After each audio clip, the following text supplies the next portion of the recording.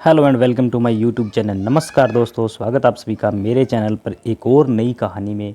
तो दोस्तों, आज अपन बात करेंगे भूतिया खिलौनों की कहानी के बारे में। तो ये कहानी मैं आपको बता दूं कि विक्रम रघुवंशी के साथ हुई घटनाक्रम है, जिसने न केवल विक्रम की ज़िंदगी बदली बल्कि उसे पागल कर दिया। तो इसके बारे में अपन बात करेंगे, तो बने रहे वीडियो में, वीडियो के अंत तक जरूर देखें। यह कहानी के शुरुआती दौर की घटना आज से 3 वर्ष पूर्व घटी। विक्रम रघुवंशी और उसका दोस्त साहिल ने एक खिलौना बनाने वाली कंपनी खोली थी। दोनों को बच्चों से बेहद लगाव था। ये दोनों मार्केट में हमेशा से नए आधुनिक तकनीक के खिलौने बनाने के लिए जाने जाते थे। दोस्तों, भारत का सबसे पहला रिमोट कंट्रोल हेलीकॉप्टर खिलौना इन्होंने ही इजाद किया था। उस वक्त कंपनी में मीडिया के जमावड़े की तैयारी चरम सीमा पर थी। कारण यह था कि विक्रम और साहिल की कंपनी ने एक अलग खास खिलौने का आविष्कार किया था। इस खिलौने की खासियत यह थी कि यह एक मामूली खिलौना नहीं बल्कि बच्चों को लुभाने का जरिया था। उसके सभी जवाब उस खिलौनों के डेटाबेस में मौजूद रहते थे। इसे एक तरह का छोटा रोबोट की तर्ज पर देखा जा रहा था। ये खिलौना बच्चों से बात कर सकती थी, उनके साथ खेल सकती थी। ये खिलौना वह सब काम कर सकती थी जो बच्चे अपने दोस्तों के साथ करना पसंद करते हैं, अर्थात खेलना, कूदना, उनसे बातें करना आदि। उसी दिवस विक्रम की बातें अमेरिका के एक टॉय कंपनी से बातचीत हो रही थी। विक्रम ने अपनी कंपनी के इस खिलौने के अधिकार को अमेरिका कंपनी को ऑनलाइन बेच दिया। ये बात उसने साहिल को नहीं बताई थी। अगले दिन मीडिया साहिल और विक्रम से इस खिलौने के बारे में बात कर रहे होते हैं। इस फंक्शन में वह इस खिलौने की टेक्नोलॉजी को विस्तार से समझा रहे होते हैं। इस इंटरव्यू और लॉन्च इवेंट का प्रकाशन पूरे विश्व भर में हो रहा था।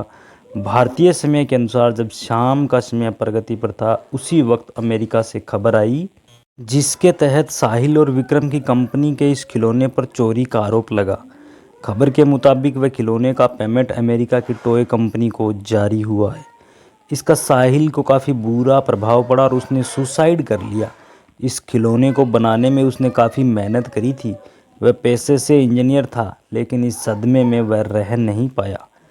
अब वह खिलौने की कंपनी की पूरी संपत्ति अकेले विक्रम की हो गई थी। साहिल को मरे हुए 3 साल हो चुके थे। विक्रम आर्थिक रूप से काफ़ी मजबूत हो चुका था। उसकी शादी भी हो चुकी थी। साहिल के हिस्से का भी उसे भुगतान करने को मना कर दिया था। एक दिन जब वह रात के 9 बजे अपने ऑफिस से घर की ओर निकल रहा था, तो उसे अपनी रॉयल्टी के कागज़ ढूंढने थे ताकि वह उन कागजात को अपने पास संभाल सके। इसी कागज़ को दिखा के ही उसे अमेरिका की कंपनी ने रॉयल्टी देने का वादा किया था। वह कागजात ढूंढने लगा। ऑफिस के सभी कर्मचारी चले गए थे। उसे वह कागजात ढूंढने में काफ़ी समय लग रहा था। वह कभी कंप्यूटर के टेबल पर ढूंढता तो कभी कभी कागजात सही तहखाने में ढूंढता, लेकिन उसे हर बार निराशा ही मिली। उसने कागजात को ढूंढने के लिए हर दिन अपने ऑफिस के कार्य के बाद प्रयत्न किया, परंतु हर बार की तरह उसे इस बार भी मायूसी का सामना करना पड़ा। वह इसके बाद लगातार डिप्रेशन की स्थिति में ग्रस्त हो रहा था। अमेरिका कंपनी अब उसके रॉयल्टी पर भी ब्रेक लगाने में सक्षम थी। यह उस कंपनी का नियम था कि जिसे भी वह रॉयल्टी देगी उसे हर 3 साल बाद रिन्यू करवाना होगा, जिसके लिए उसे एग्रीमेंट के कागजात दिखाने होंगे। दोस्तों, वह अब कागजात ढूंढते हुए हार जाता है। उसे इस बात का डर रहता है कि अब उसे रॉयल्टी नहीं मिलेगी। उसकी कंपनी में बनने वाले खिलौने भी इतने नहीं बिक पाते कि अपने घर के खर्च को संभाल सके। उसने सोचा कि अब वह कंप्यूटर में सेव फाइल में से समझकर वैसी डॉल को बनाएगा ताकि उसकी कमाई हो जाए। तकरीबन 2 से 3 महीने उसने घर में न जाने का फैसला किया। उसने अपना फैसला अपनी पत्नी को बता दिया। इन 3 महीनों में उसे अमेरिका की कंपनी से मैसेज आ गया कि वह उसे अब रॉयल्टी नहीं दे पाएंगे। ये फैसला उसके लिए हैरान कर देने वाला नहीं था, क्योंकि इस निर्णय से पहले वह वाकिफ था। अपनी कड़ी मेहनत के बाद उसे अपने कार्य पर सफलता मिली। उसने वह खिलौना बना दिया। खिलौने में आधुनिक वक्त के मुताबिक कुछ नए तकनीक का भी इस्तेमाल किया गया था। अपने प्रशिक्षण में सफल होने के बाद विक्रम बेहद खुश था। इतने महीने की मेहनत के बाद विक्रम अपने घर जा रहा था। उसका बच्चा भी उसके इंतज़ार में राह देख रहा था। विक्रम अपने घर की ओर निकलते हुए विक्रम ने खुद से बनाया हुआ खिलौना अपने बच्चे के लिए ले जाना मुनासिब समझा।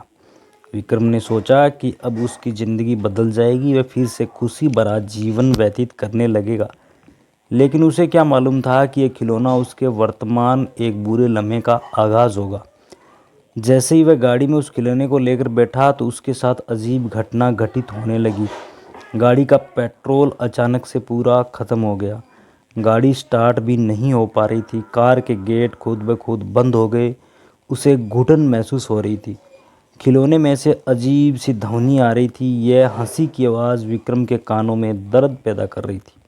वह बेहोश हो चुका था। जब उठा तो खुद को अपने घर के बाहर पाया। उसके रोंगटे खड़े हो गए। वह घबराया हुआ था। वह डोल लेकर जल्दी से अपने कमरे की ओर भागा। उसे ऐसा देखते हुए विक्रम की पत्नी डर गई थी। अपने बच्चे ने हाथ में डोल देखी तो वह अपने ही पापा के तरफ नन्हे कदमों से दौड़ा। विक्रम ने वह डोल झट से अलमारी में छुपा दी। उसका ताला लगाकर चाबी अपने पास रख ली। उसने यह सब होने के बाद तुरंत कंपनी के मैनेजर को फ़ोन किया और उस खिलौनों को बनाने से रोकने को कहा। अगले दिन वह अलमारी में उस डोल को निकालकर समुद्र में डालने का सोचने लगा। लेकिन जैसे ही उसने अलमारी खोली तो वह हैरान रह गया। अलमारी में वह डोल नहीं थी। वह चिंतित हो गया।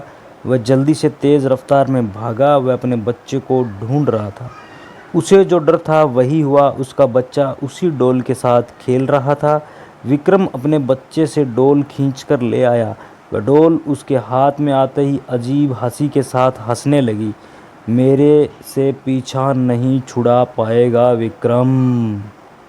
मेरी मेहनत को तुमने चंद पैसों के लिए बेच दिया। ये आवाज़ किसी अन्य की नहीं बल्कि साहिल की थी। विक्रम काफ़ी भयभीत हो चुका था। उसने वह डोल समुद्र में फेंक दिया। लेकिन इसके बावजूद साहिल की आवाज़ सुनाई दे रही थी। ये आवाज़ उसे पागल कर रही थी।